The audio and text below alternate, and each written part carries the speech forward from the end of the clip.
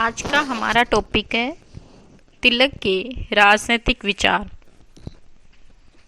तिलक ने राज्य से संबंधित सैद्धांतिक पक्षों का विस्तृत व व्यवस्थित विवेचन किया, किंतु उन्होंने राजनीतिक प्रश्नों पर मौलिक दृष्टिकोण का प्रतिपादन किया। स्वतंत्रता, स्वराज्य, राज्य के प्रयोजन, राज्य, व्यक्ति, समाज के संबंध आदि पर तिलक ने जो विचार व्यक्त किए वो इस तरह से हैं। पहला, व्यक्ति की स्वतंत्रता की आध्यात्मिक धारणा।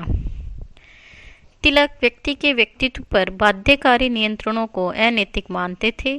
स्वतंत्रता की उनकी धारणा उनकी आध्यात्मिक आस्था से ही निर्धारित हुई थी।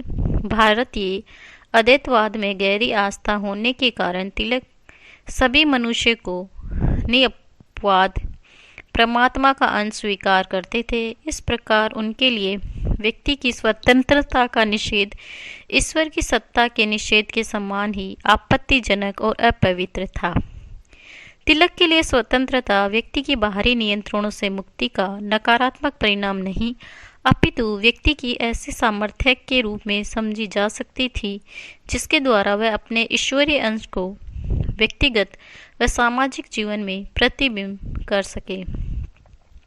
इस प्रकार राजनीतिक स्वतंत्रता तिलक के लिए स्वयं में साध्य नहीं थी, अपितु वह व्यक्ति की आध्यात्मिक स्वतंत्रता की पूर्व शर्त थी तथा अनिवार्य रूप से उसकी पूरक थी। राज्य के प्रयोजनों के संबंध में उपयोगितावादी तर्क का विरोध। बेंथम का उपयोगितावादी तर्क अधिकतम व्यक्तियों का अधिकतम सुख तिलक को मान्य नहीं था। राज्य की गतिविधियों के संबंध में बहुजन हिताय बहुजन सुखाय का आग्रह भी तिलक स्वीकार नहीं करते थे। तिलक की आस्था व्यक्ति के अस्तित्व के नैतिक प्रयोजन में थी, अतः राज्य द्वारा बहुसंख्यक व्यक्तियों की अधिकाधिक भौतिक उन्नति की अपेक्षा वे व्यक्तियों के नैतिक और आध्यात्मिक उत्थान की प्राप्ति को अधिक महत्व देते थे। वे बेंथम की अपेक्षा मिल के इस विचार के अधिक निकट थे कि राज्य को अधिक व्यक्तियों के हिंतर सुखों की पूर्ति का प्रयत्न करने की अपेक्षा व्यक्तियों के सर्वश्रेष्ठ अथवा नैतिक और आध्यात्मिक कल्याण को सुनिश्चित करने का प्रयत्न करना चाहिए तथा ऐसे कल्याण से लाभान्वित होने वाले व्यक्तियों की संख्या को निर्णायक आधार नहीं माना जाना चाहिए। स्वराज्य की धारणा। तिलक की स्वराज्य की धारणा मौलिक और सकारात्मक थी। वे विदेशी आधिपत्य से मुक्ति को स्वराज्य का पहला सोपान स्वीकार करते थे, किंतु केवल विदेशी आधिपत्य से मुक्त उनके स्वराज्य का मम नहीं था। तिलक के मत में विदेशी शासन स्वराज्य की अनुभूति के मार्ग में सबसे बड़ी बाधा थी। उनके अनुसार व्यक्ति के लिए स्वराज्य का अर्थ है व्यक्ति को स्वधर्म के पालन की स्वतंत्रता। वहीं एक राजनीतिक चिंतन प्रणाली के रूप में स्वराज्य का अर्थ था धर्म राज्य की स्थापना। प्राचीन भारतीय राजनीतिक चिंतन परंपराओं के आदर्शों से अभिभूत होकर धर्म राज्य को वे एक ऐसी राजनीतिक व्यवस्था के रूप में स्वीकार करते थे जो धर्म पर आधारित हो तथा धर्म की रक्षा के लिए ही अस्तित्व में हो। किंतु धर्म तिलक के लिए अंग्रेजी के शब्द रिलीजन का पर्यायवाची नहीं था। धर्म की व्यापक परिधि में वे शासन के मूल प्रयोजन, शासन की मर्यादाओं और जनता के स्वाग्नि विकास के प्रति उनके समर्पण के भाव को अनिवार्य रूप से सम्मिलित करते थे। इस प्रकार तिलक के लिए धर्म राज्य एक ऐसी धारणा थी जिसमें शासक और शासित दोनों संकीर्ण हितों से ऊपर उठकर व्यापक नैतिक उद्देश्यों के प्रति समर्पित हो। तिलक के अनुसार ऐसा शासन अनिवार्य रूप से जनता के स्वाभिमान की रक्षा और उसके व्यापक हितों की पूर्ति के लिए समर्पित होगा।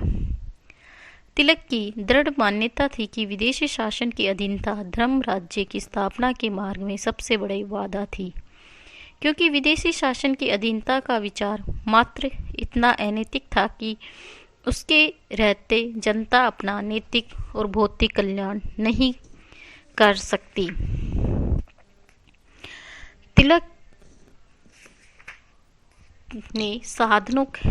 का साधनों के प्रति दृष्टिकोण। राजनीतिक आंदोलन के लिए उदारवादियों द्वारा अपनाए जा रहे साधनों से तिलक पूर्णतः असहमत थे।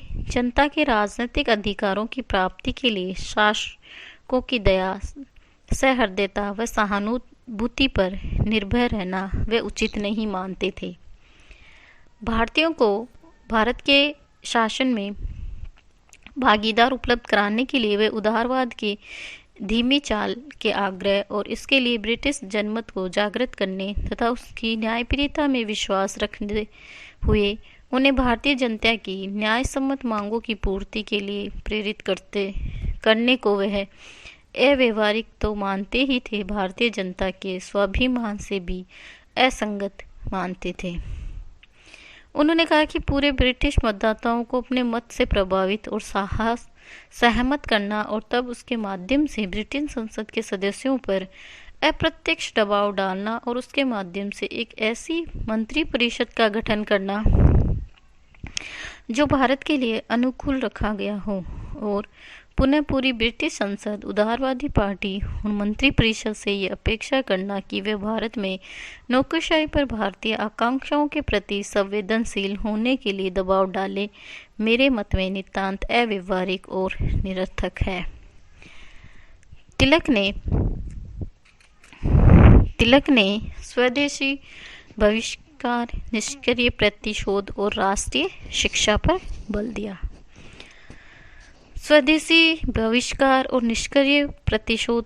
तिलक स्वदेशी को राजनीतिक आंदोलन का एक प्रभावी अस्त्र मानते थे, किंतु उनके लिए स्वदेशी का विचार आंदोलन का एक स्वरूप मात्र नहीं था, अपितु राष्ट्र की आत्मनिर्भरता, आत्मसम्मान और विदेशी प्रभाव से मुक्ति का प्रतीक भी था।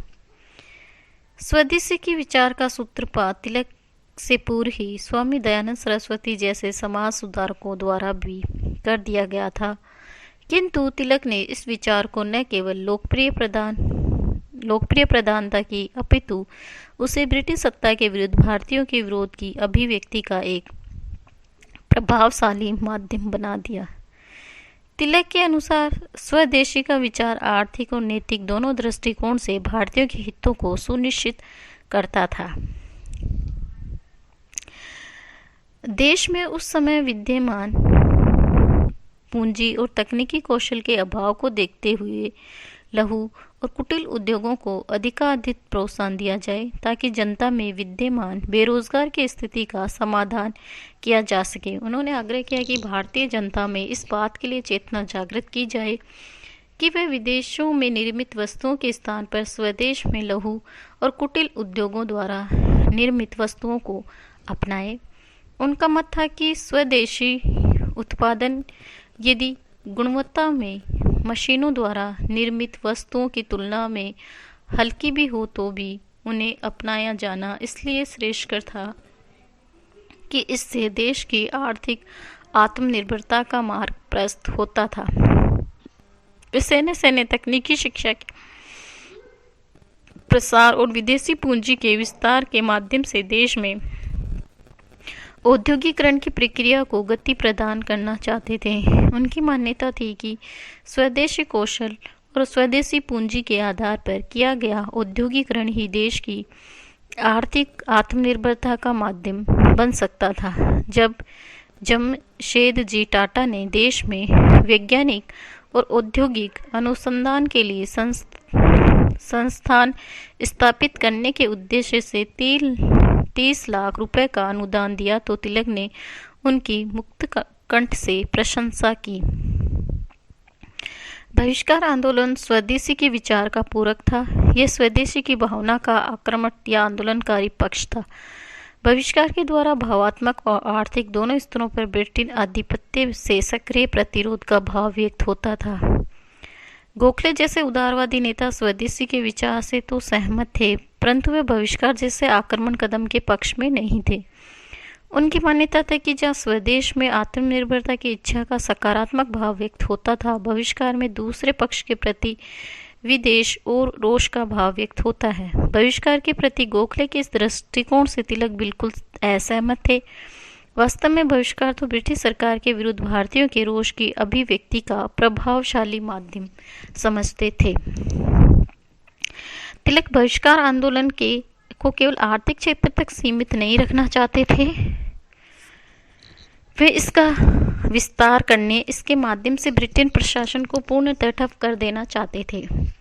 उनकी मान्यता थी कि यदि भारतीय जनता ब्रिटिश सरकार से सहयोग करना बंद कर दे तो ब्रिटिश सरकार के लिए भारत का शासन चलाना असंभव हो जाएगा।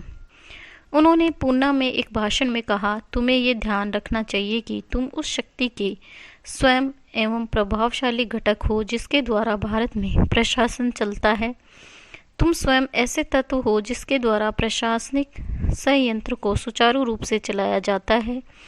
यद्यपि तुम दलित और अपेक्षित हो, किंतु यदि तुम्हें अपनी शक्ति का आभास हो जाए तो तुम प्रशासन का चलना असंभव बना सकते हो।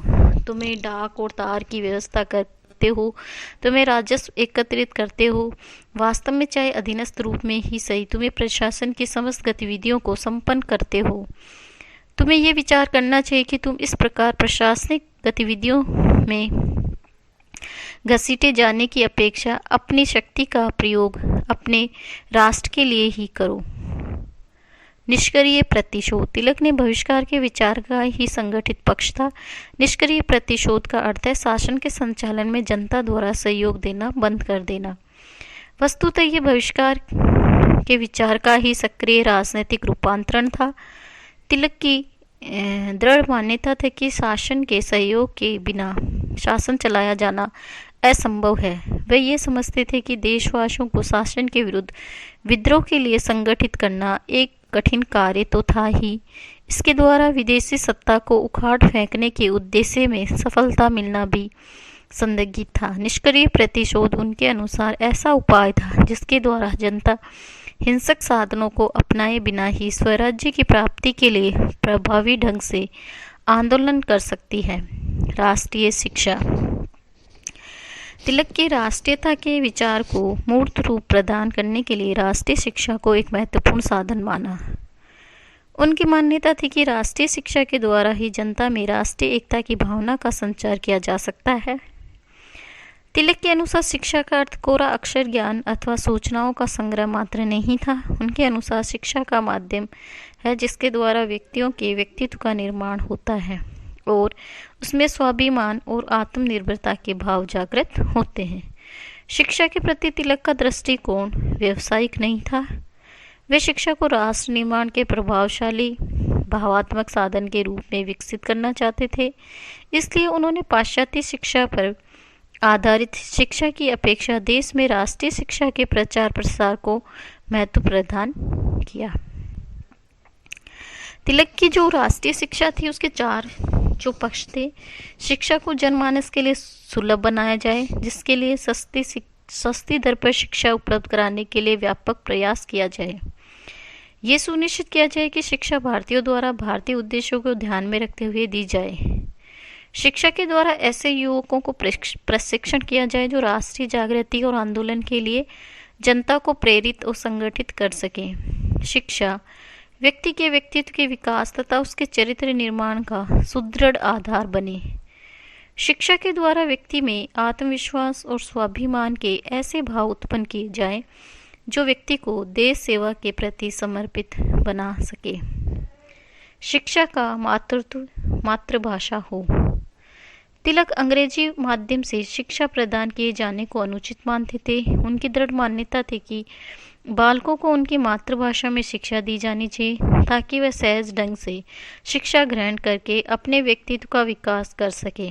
तिलक अंग्रेजी भाषा को शिक्षा के पाठ्यक्रम में सम्मिलित किया जाना तो उपयोगी मानते थे, किंतु वे अनुभव करते थे कि शिक्षा के माध्यम के रूप में अंग्रेजी की बाध्यता का बोझ विद्यार्थियों पर लादना किसी भी प्रकार उचित नहीं था। उनका मत था कि एक विदेशी भाषा के माध्यम से शिक्षा प्राप्त करने में विद्यार्थियों को कठिनाइयां तो होगी ही, उससे उनमें एक स्थायी हीन भावना उत्पन्न हो जाएगी। वे शिक्षा के माध्यम के रूप में अंग्रेजी की अनिवार्यता विद्यार्थियों के व्यक्तित्व को कुंठित कर देगी। एक राष्ट्रभाषा तथा एक लिपि की एकरूपता पर बल। भारतीयों को विभिन्न भागों में भाषा के साथ साथ लिपि की भी विभिन्नताएं विद्यमान थी, जिसके कारण लोगों के लिए एक दूसरे भाषाओं को समझना और उनकी शिक्षा ग्रहण करना प्रतीक होता था। तिलक ने इन समस्याओं के समाधान के लिए देवनागरी लिपि को सभी भारतीय भाषाओं की एक समान लिपि के रूप में स्वीकार किया जाना उचित माना। लिपि की एकरूपता के उद्देश्य की प्राप्ति के लिए रोमन लिपि को अपनाए जाने के सुझाव तो उन्होंने अव्यवहारिक, अनुचित और हास्यास्पद माना। तकनीकी शिक्षा पर बल। तिलक ने शिक्षा के पाठ्यक्रम में तकनीकी शिक्षा को सम्मिलित किए जाने को आवश्यक माना। उनके अनुसार तकनीकी शिक्षा के विस्तार के द्वारा ही देश में औद्योगिकरण की संभावना विकसित की जा सकती है और आर्थिक एवं औद्योगिक क्षेत्र में विदेशी वर्चस्व को समाप्त किया जा सकता है। धार्मिक शिक्षा पर बल।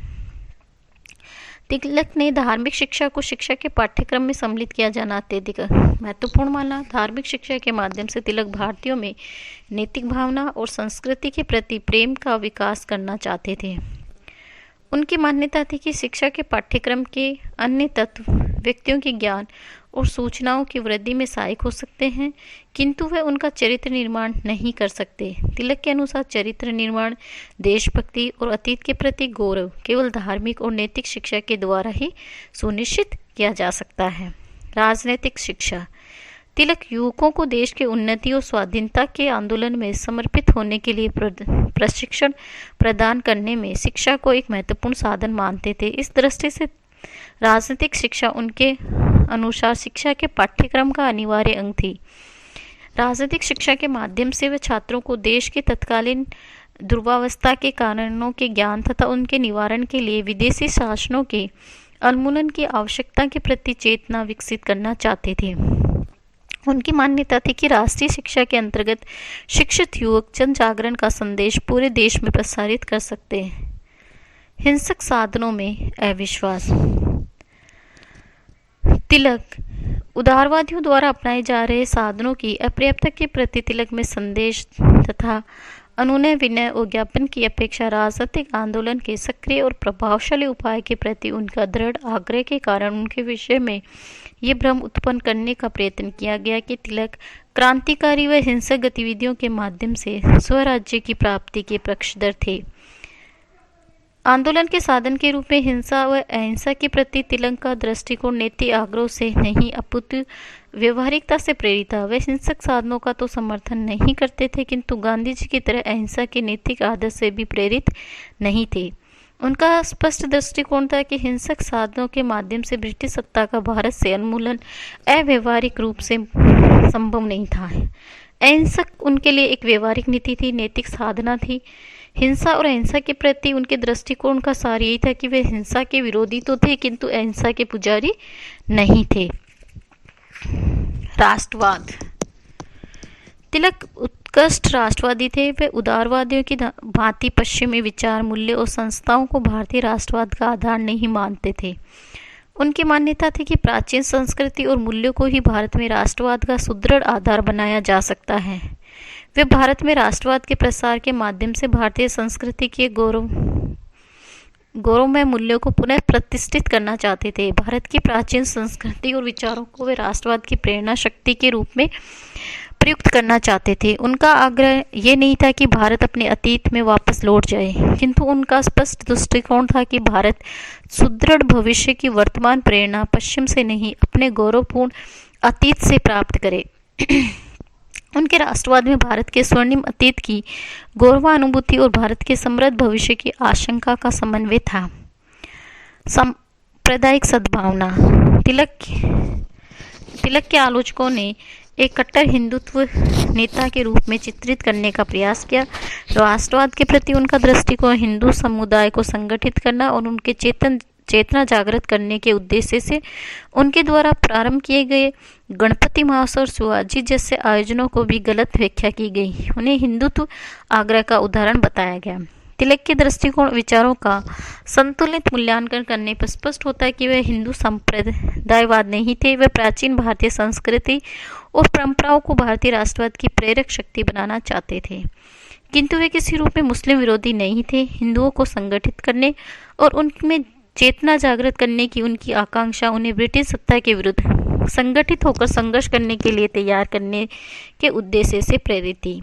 हिंदू समुदाय को वे मुसलमानों के विरुद्ध नहीं, ये भी तो ब्रिटिश सत्ता के विरुद्ध संगठित करना चाहते थे। ये धार्मिक विश्वास विषय में तिलक के संतुलित दृष्टिकोण का ही परिणाम था कि हिंदू और मुसलमान दोनों समुदायों का विश्वास अर्जित कर सके। मुस्लिम समुदाय को उनके प्रति आस्था की सहज अभिव्यक्ति इस तथ्य से होती है कि कांग्रेस के लखनऊ अधिवेशन में कांग्रेस और मुस्लिम लीग के मध्य हुए समझौते के सूत्रधार स्वयं तिलक ही थे। आज के लिए इतना ही, धन्यवाद।